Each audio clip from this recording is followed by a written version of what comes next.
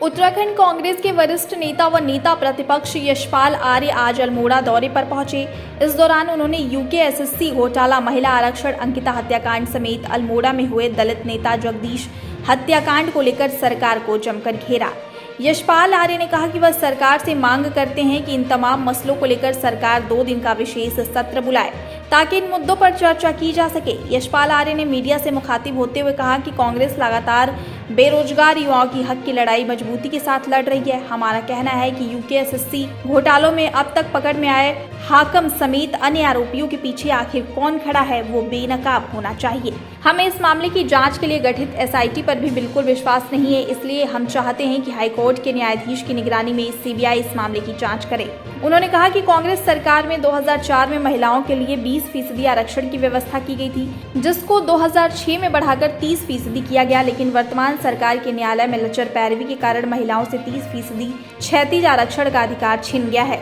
अब सरकार 7000 पदों पर भर्ती का शिगुफा छोड़ रही है। उनकी मांग है कि इन पदों पर महिलाओं को उनके 30% आरक्षण के साथ मौका मिले।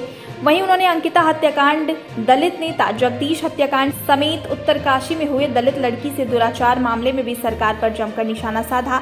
यशपाल आर्य ने कहा कि जहां अंकिता हत्याकांड में सबूत नष्ट कर सरकार आरोपियों को बचाने की कोशिश में लगी रही, वहीं अल्मोड़ा में हुए दलित नेता जगदीश की हत्या और उत्तरकाशी में दलित बच्ची से दुराचार मामले में भी सरकार की असंवेदनशीलता देखने को मिली। यहाँ पीड़ित परिवार को ढांढस बंधाने के लिए उनके घर में सरकार का आज तक कोई नुमाइंदा तक नहीं गया। नौजवानों के हक की लड़ाई कांग्रेस पूरी ईमानदारी से लड़ रही है। जिससे अधीनस्थ सेवा आयोग हो या अन्य संस्थाओं में भारी भ्रष्टाचार देखने को मिला है। अयोग्य को नौकरी दी गई, जो मेहनती युवा थे, जो प्रतिभाशाली थे, उनके भविष्य के साथ धोखा हुआ, छल हुआ, खिलवाड़ हुआ है। हम उसकी लड़ाई को मजबूती से लड़ रहे हैं। हमारा कहना है कि वो चेहरे कौन हैं जो आज भी हाकिम के और अन्य अभियुक्तों के जो गिरफ्तार हो चुके हैं, उनके पीछे खड़े हैं, उनको बेनकाब करना बहुत ज़रूरी है। जो इनकी एसआईटी है, हमें उस पर भरोसा नहीं है।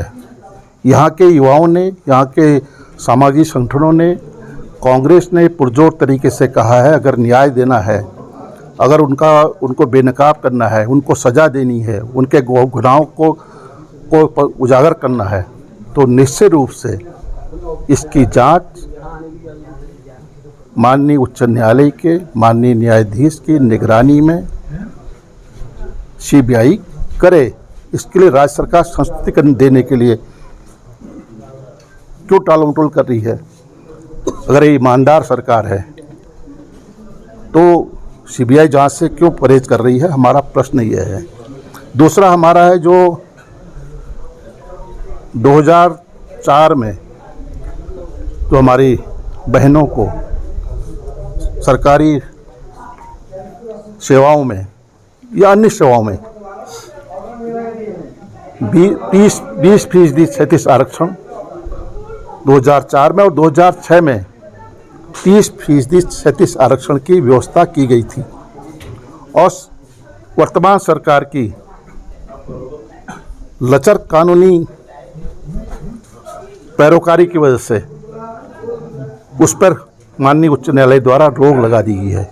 इनको अध्यादेश लाना चाहिए, ऑर्डिनेंस लाना चाहिए, जिससे कि वह जो 7000 भर्तियों का जो एक सगोपा छेड़ रहे हैं, उसमें उनको भी परीक्षा में हक उनका मिल सके।